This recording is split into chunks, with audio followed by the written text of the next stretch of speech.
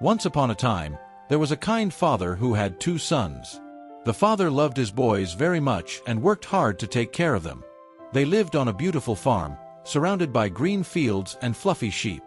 The father's heart was full of joy when his sons helped with the animals and the crops.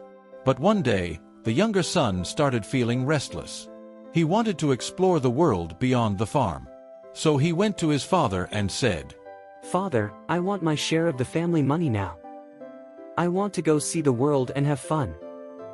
The father was sad, but he gave his son what he asked for. With a bag full of coins and a heart full of excitement, the younger son set off on a grand adventure. At first, everything was amazing. He bought fancy clothes, threw big parties, and made lots of new friends. Every night was filled with music, dancing, and delicious food.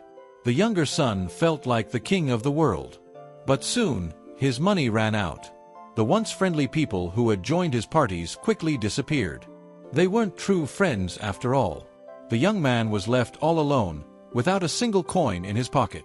To make matters worse, a terrible famine struck the land. There was hardly any food to eat, and the young man was starving. He had no choice but to find a job feeding pigs. It was smelly, dirty work, and he was so hungry that even the pig's food looked tasty. One day, as he sat in the muddy pig pen, the young man thought, "What am I doing? Even the workers at my father's house have plenty to eat, and here I am starving.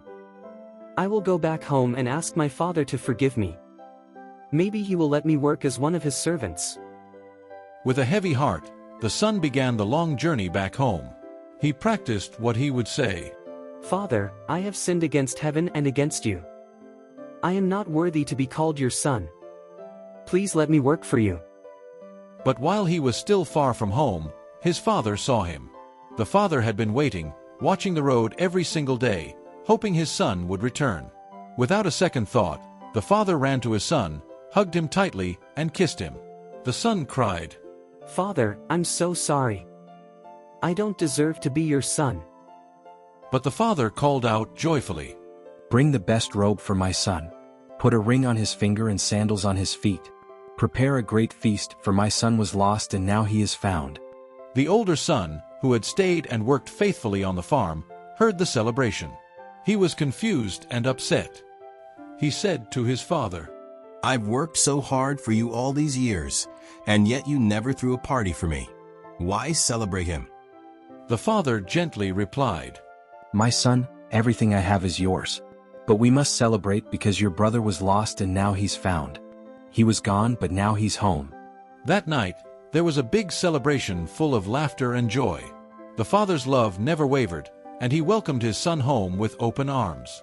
And that's the story of the prodigal son, a story of forgiveness, love, and hope. No matter how far we wander, there is always a way back home.